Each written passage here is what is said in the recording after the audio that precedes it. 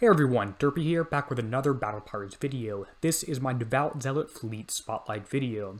I'm going to be showing you my build for my Devout Zealot, and I'd like to quickly start off by saying if you just want the build for the ships, the Kixeye hash code is in the YouTube comments description, and all you have to do to load that in, go to your shipyard, click Ship Designer, and then paste it in with the share mode. You click the share button, paste it in, and click load. That will load up the ship for you.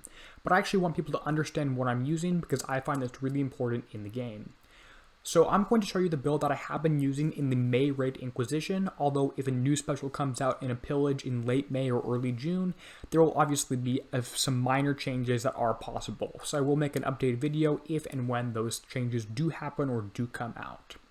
So my Zealot build here, you notice I have 5 ships in the fleet, and you do need a level 16 dock for this one to have the weight limit 40,000 tons. I have 3 slightly different builds across all 5 ships. I'm going to start out with the red ones because if you just build 5 of these, you'll do perfectly fine. So these red ones are my damage dealing ships. They're designed to, like I said, deal damage. For that reason, I have 7 of the limited absolver scatterguns. If you don't have the limited one, just use the unlimited pendant scatterguns. I do have 1 missile defense system 3 on right here because you can't fit all the weapons or you will go overweight. Now some players are using an older scattergun in this spot instead, which is perfectly fine. I prefer to use the regular absolver scatterguns. If you wanted to knock off an armor plate or 2 and put on an 8th absolver scattergun, you could do that. That's something that Ren actually suggested to me on Discord. In terms of armors here, I have 2 of each, 2 corrosive and 2 ZM armor and 2 ZCO2 armor. So perfectly balanced, 2 corrosive, 2 missile armor. I've done this because you take splash damage on this ship with corrosive, and you also take damage from the halo missiles, penetrative damage that goes to all 5 of your ships. Now we know that the weapons and specials, let's talk about the specials now that we know the weapons and armors. The first special here is the Sacred Artifact Engine. Instead of using this, you could easily use something like Corrosive Sync Drive or Penetrative Sync Drive, just to make sure that you have the same engine across all 5 ships in the fleet, or you'll have a bad time. The next 2 specials here are ones that increase damage a lot: Full Focus Choke and Twin Fang Feeder. They're very useful for increasing corrosive damage, splash, and then minimizing spread, as well as adding some multi-shot, which is great.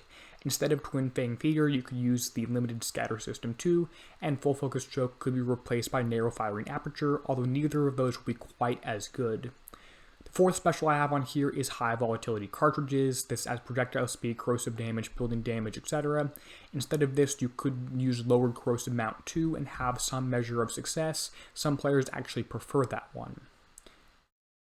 My next special here is Corrosive Battery 2. Instead of using this one, you could just use Corrosive Battery 1 and you would have very similar results. It's only about 10% worse, so I wouldn't necessarily recommend refitting off Corrosive Battery 1 and adding on Corrosive Battery 2 if you have it, because it's really not that great of a special compared to the first one, although it is 10% better.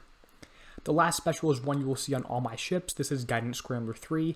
It adds 49.5% evade, the same exact evade as Agility System 4, just less build time. If that's something that you're worried about, minimizing build time on your ships. If you have unlimited gold, great. So this is my build here that I have for my 3 regular damage dealing ships. You'll notice right now it's up to U1.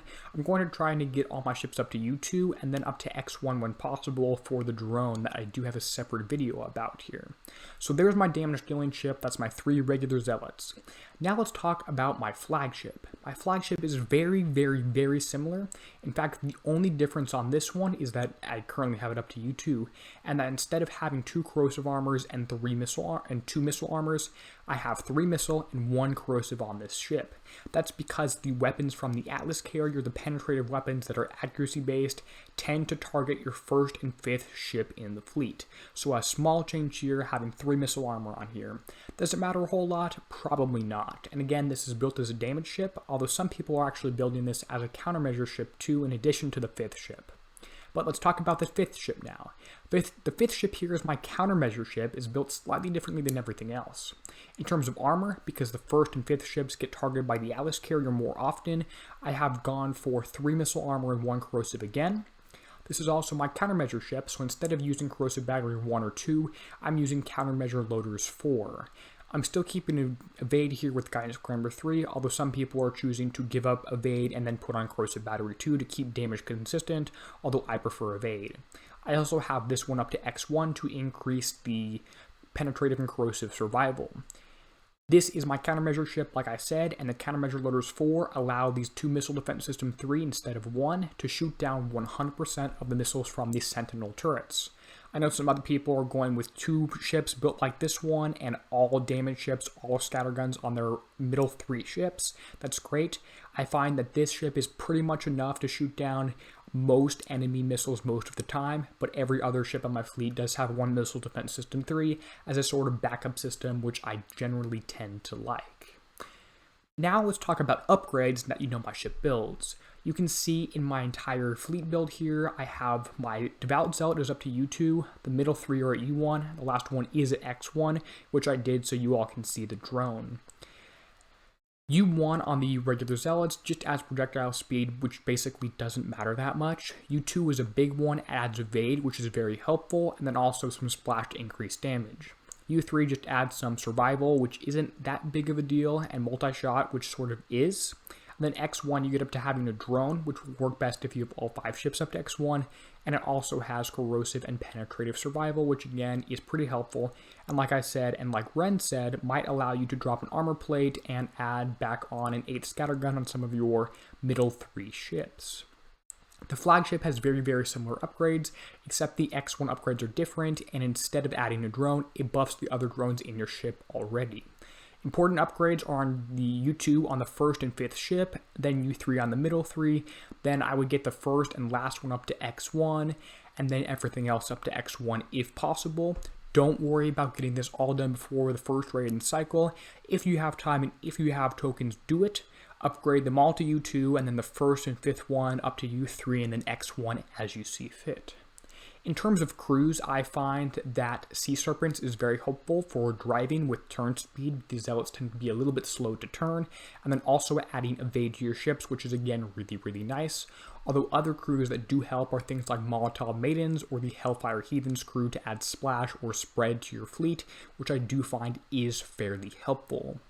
If you have any questions about my fleet build, let me know with a comment below. I will do my best to answer them as quickly as possible. In addition, remember I said I will have the Kixeye hash codes in the YouTube description as well.